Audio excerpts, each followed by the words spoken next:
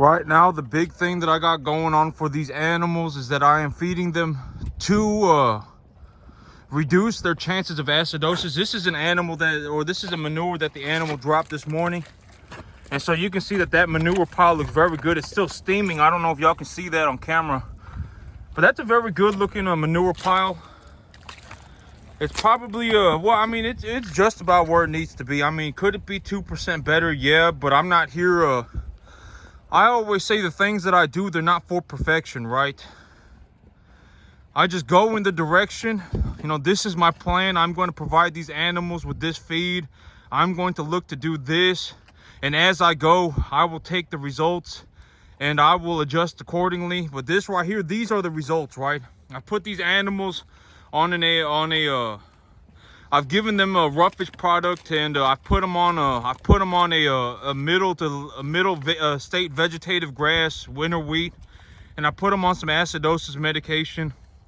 Roughly put them on about 12 to 14% protein, with the intentions of giving them a well-rounded diet, right? And give them a vitamin pack and everything. And this is the result.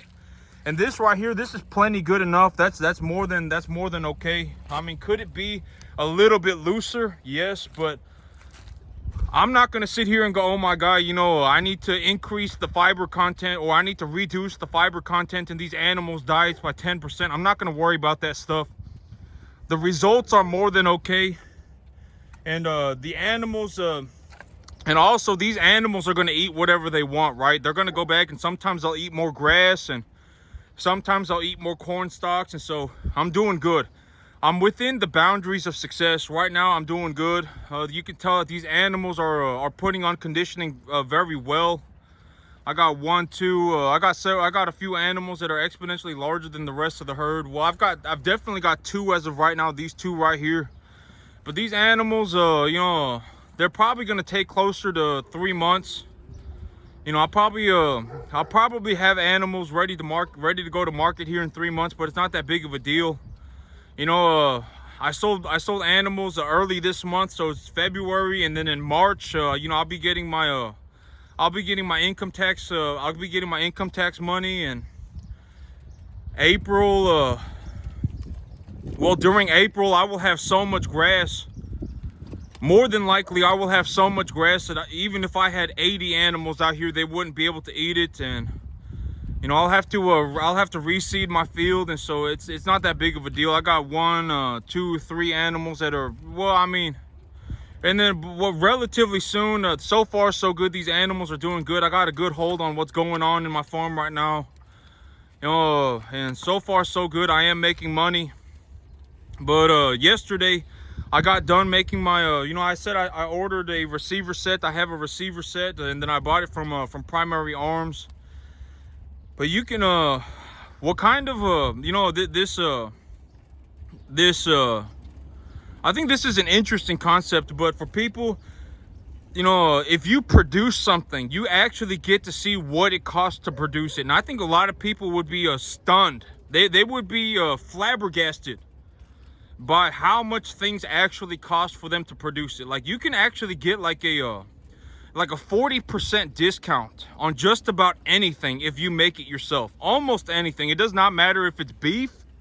Like, you can almost like buy something for 40% discount. Legitimately, just about anything. Like, you can get a 40% discount on it if you just do it yourself. Almost always. Like, you know, and that's the same for everything. Like me, you know, like even me, you know, like if you go and you produce your own beef, and if the grocery store is charging $5 a pound for it, if you grow your own beef, you could probably do it for $3 a pound. You probably could.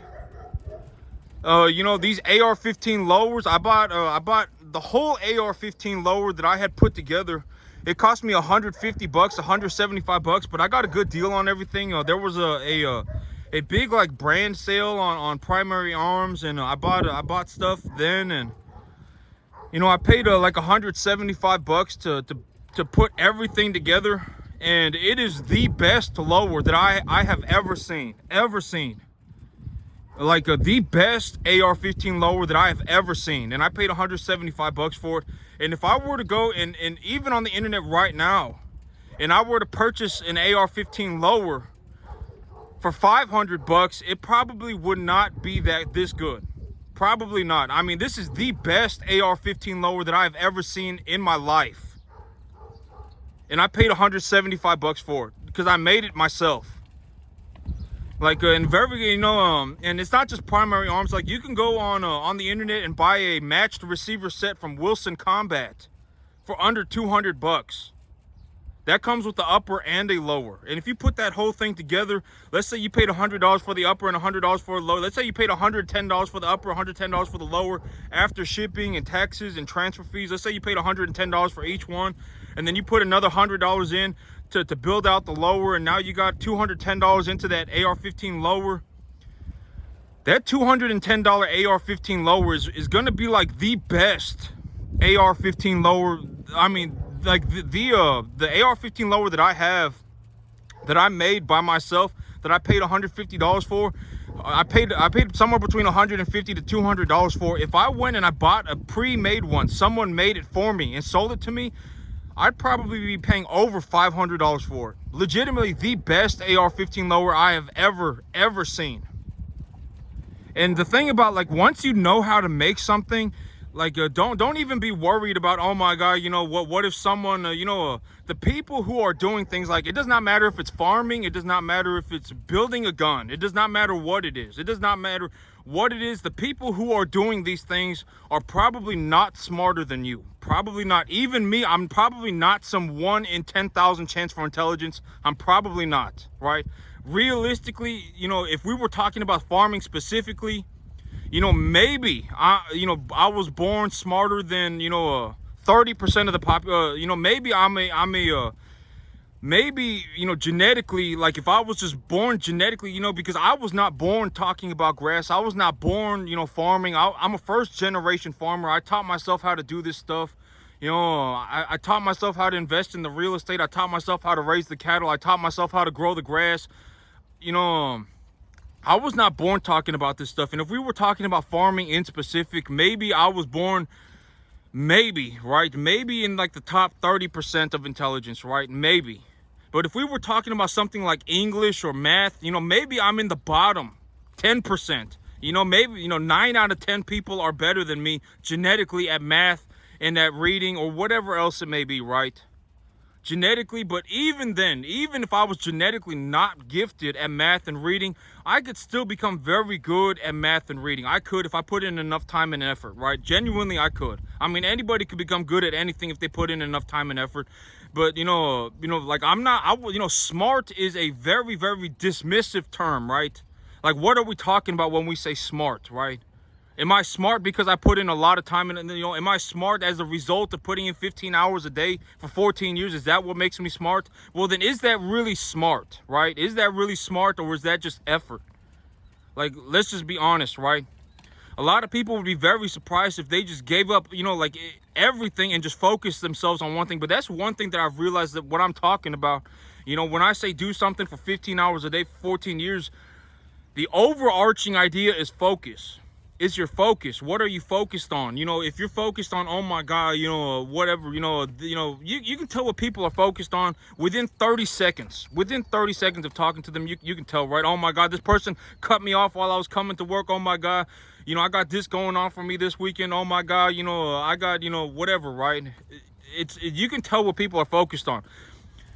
But if you just focused on farming, gave up everything, and it's not just farming, it could be whatever you want to do in life. It does not matter what it is. For me, it just happened to be farming. That's why I say, that's why I've been saying repeatedly that, if somebody actually wants to become a farmer, if they just gave up everything and only thought about farming for 15 hours a day for the next 14 years of their life, they would be, almost guaranteed to make it, almost guaranteed. But it's about focus, because it's like, some people, as they go along the way, they'll hit something hard, right? Oh, they'll hit something hard and then they'll go, oh man, well then they'll start focusing on that difficulty, and then they'll go, oh well, this difficulty is going to be why I quit, right? That they will lose their focus. They're not going to go, oh man, you know, I'm going to farm, you know, I'm even if I die trying it, you know, like if you genuinely look at the things that I say, right? Like, what are the things I'm going to work until the day that I die? I'm going to farm until I'm 150 years old, right?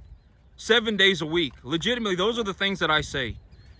And, you know, like, genuinely, like, look at the things that I say, right? Like, if I didn't have farming, I don't know what I would do with myself. Like, this is legitimately all I have, right? These are the things that I say, right? But genuinely, if people began to see that and began to understand that, I think that it would be very revealing for why I made it here. You know, how did I make it this far, right? Now, how am I doing? You know, because it's very naive. Like, people who think, oh my God, you know, people who think that everyone should just give everything away. Like, that the rich people should give everything away, and that is not what is fair, right? Like, honestly, let's just let fair be fair, and that is not fair. That is communism, and that is not a good idea, right? Like, the 14 years that it took me to get here, nobody was following me around giving me stuff. Oh my God, you know, you're trying to, you're trying to start a garden or whatever it may be, right? A lot of people, they don't know, but before I got here, you know, one of my big things, I was living in a one-bedroom apartment, and one of my big financial goals for myself was to put $200 a month. It was so difficult to invest money. Like, if you actually start trying to objectively invest money, it is so difficult to invest money. Like me, one of my big goals was, I told myself, you know, I'm going to invest $200 a month into skill building exercises, no matter what. It does not matter what I do. I need to invest $200 a month. And so what I did was I started growing gourmet mushrooms in my living room. Genuinely, that is what I started doing. You know, I went and I bought a whole bunch of glass jars.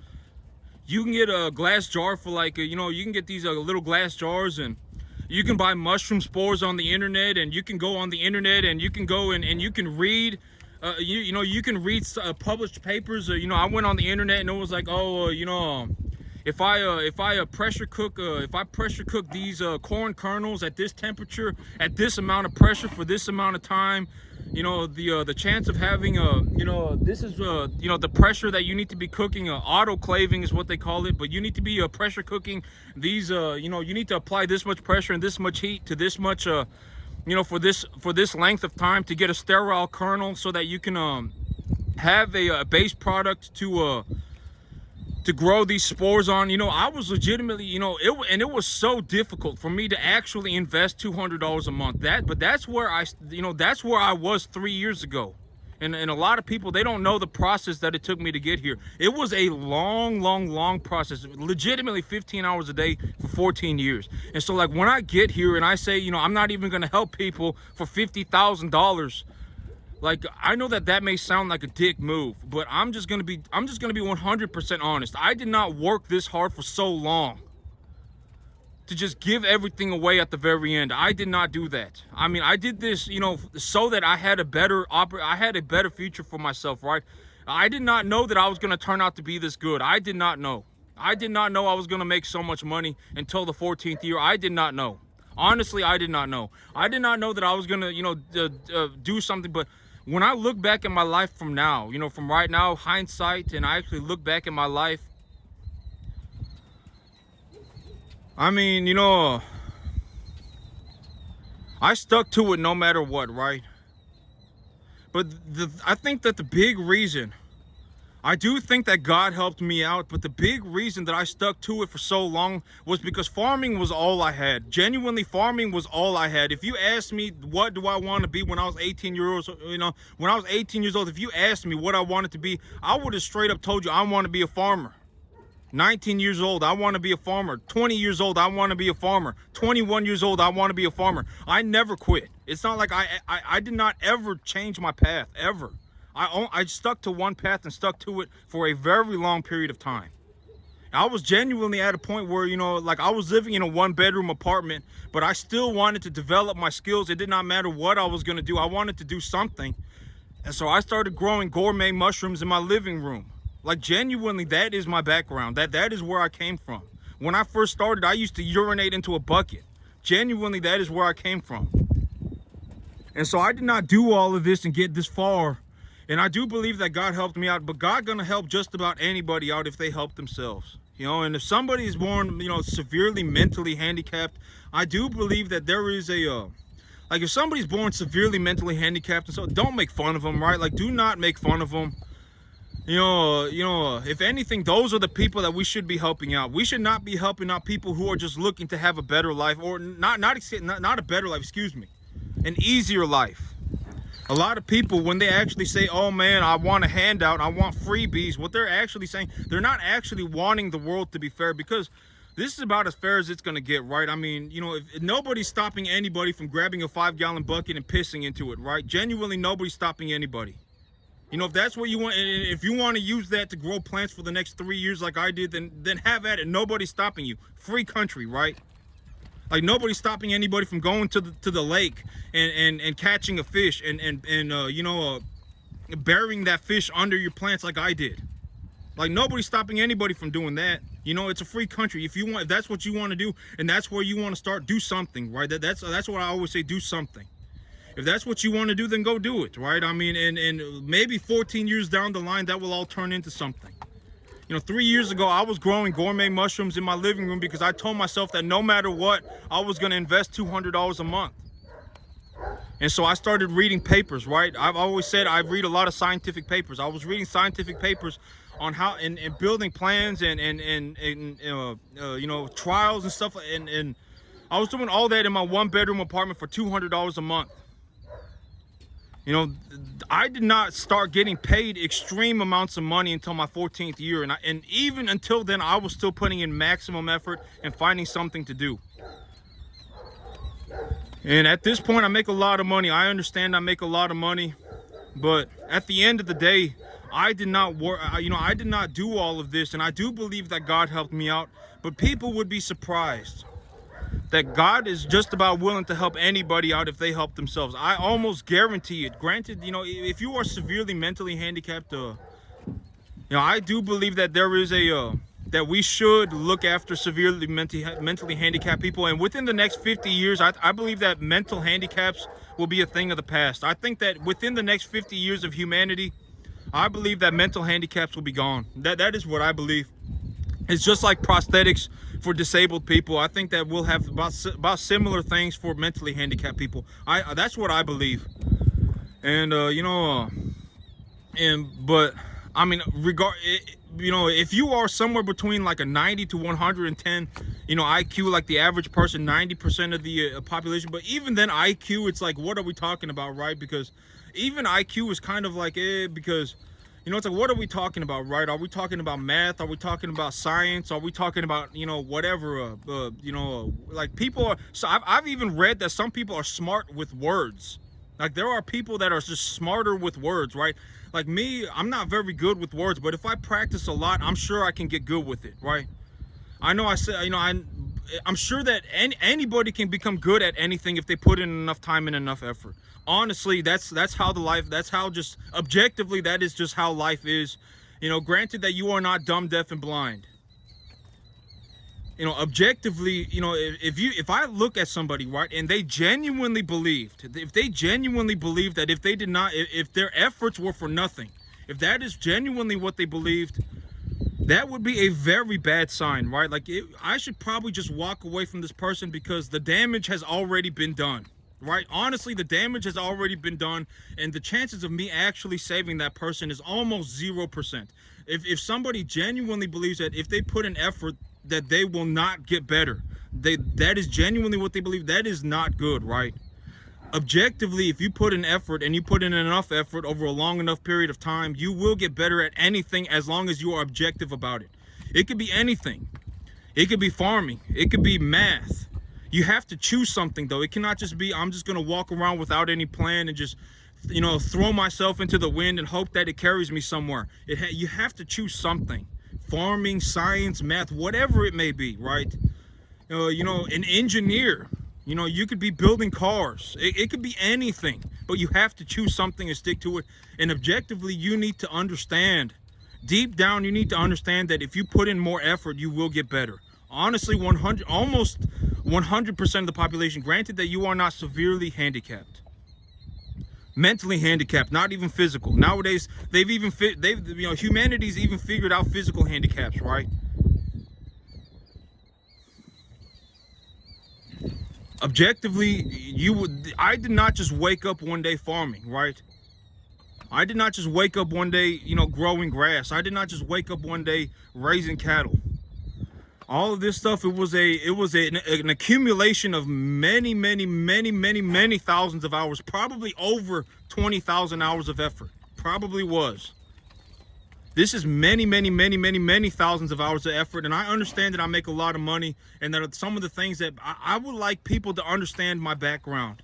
What I went through to get here, that this was almost just immensely, it took so much effort over such a long period of time.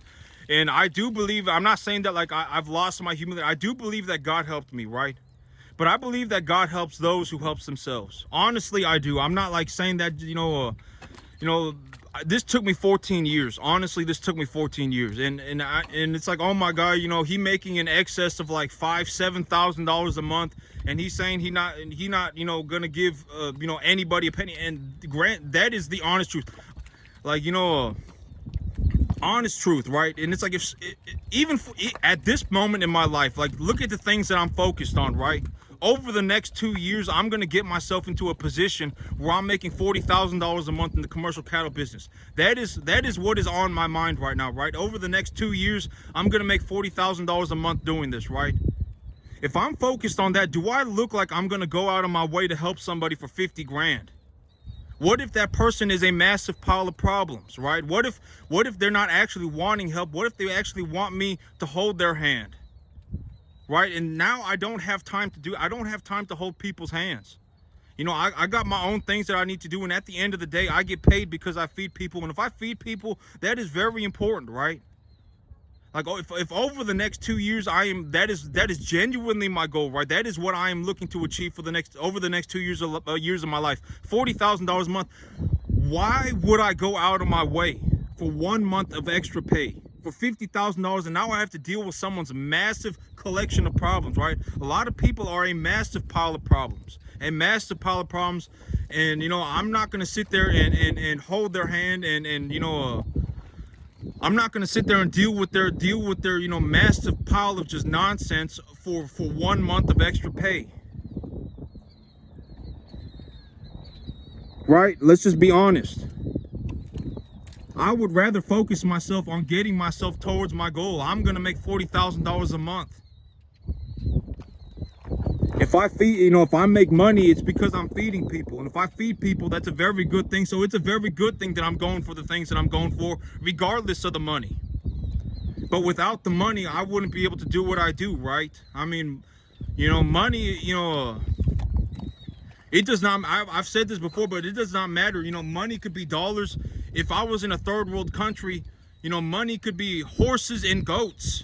I could be exchanging horses and goats for whatever else it is that I needed, right? I mean, money is just like anything else. I mean, it's like it does not matter if it's not a dollar bill. There will always be money, and money is always going to be important, because people, everybody does not deserve the same thing. Everybody does not deserve to get, everybody deserves the same opportunities, right? Like, nobody's stopping anybody from going to the department store and buying $5 worth of chicken manure, and if they got a shovel sitting in the garage, no one's stopping them from using that shovel, and nobody's stopping anybody from doing this stuff, right? Opportunities are there for everybody, but if somebody actually steps up and does something, they should be rewarded for it. That is my belief. And that is what I mean by I wouldn't even help people for $50,000. I mean, I'm not going to go. A lot of people are a massive collection of problems. And, if I'm genuinely setting myself, that is genuinely my goal, right? I'm going to make myself $40,000 a month running my own cattle business. And that's what I'm going for. And I'm getting paid because I feed people. And it's very important for people to feed people, because if nobody stepped up and fed people, I mean, what are we going to, the food is not going to magically fall out the sky, right? And so, I mean, it's very important, right? It's very important for people to step up and get things done. And it's a very good thing if I get paid, right? If I get paid for feeding people, that's a very good thing. And, you know, I'm not going to go out and hold someone's hand for 1 month of extra pay. But that's it for me today, YouTube. Y'all have a good one.